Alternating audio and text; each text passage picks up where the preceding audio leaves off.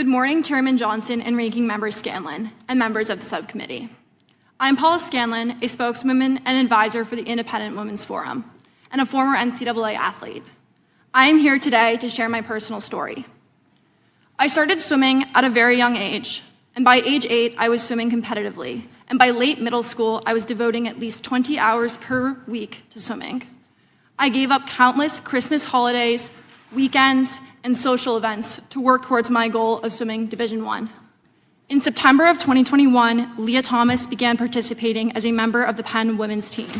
Leah, formerly Will, had personal best times in every freestyle event that were faster than the women's world records. Once the season began, Thomas was leading the country in multiple events while only placing in the top 500 in those events on the men's team. Thomas later became an NCAA champion in the 500-yard freestyle, the first NCAA champion in our women's team history program. While many of you already know this, what you do not know is the experiences of the women on the University of Pennsylvania swim team. My teammates and I were forced to undress in the presence of Leah, a 6'4" tall biological male, fully intact with male genitalia, 18 times per week. Some girls opted to change in bathroom stalls, and others used the family bathroom to avoid this. When we tried to voice our concerns to the athletic department, we were told that Leah's swimming and being in our locker room was a non-negotiable, and we were offered psychological services to attempt to re-educate us to become comfortable with the idea of undressing in front of a male.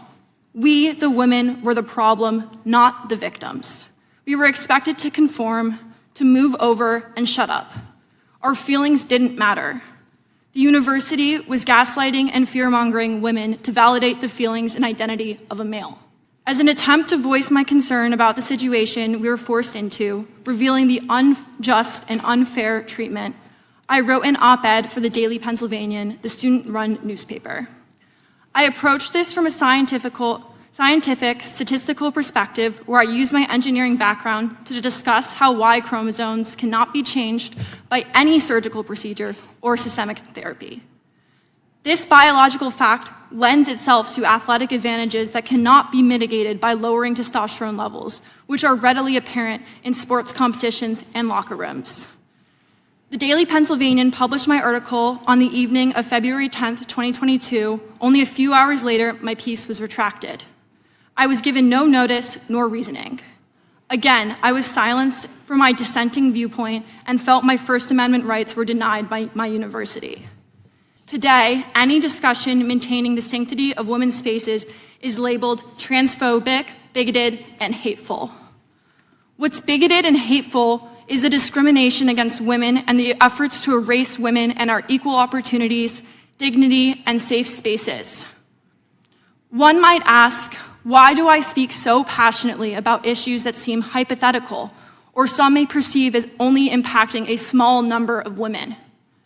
This is not hypothetical. This is real. I know women who have lost roster spots and spots on the podium. I know of women with sexual trauma who are adversely impacted by having biological males in their locker room without their consent. I know this because I am one of these women. I was sexually assaulted on June 3rd of 2016. I was only 16 years old. I was able to forgive my attacker, but violence against women still exists. Individuals on this committee have previously stated violence against women is all too common. I am grateful for those members who have brought awareness to the violence against women in the past, but unfortunately, there's still much to be done.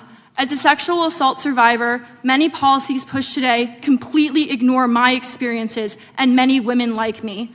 I ask the members of this committee, please consider this issue outside the lens of political affiliations and understand the true impact of ignoring the realities of womanhood.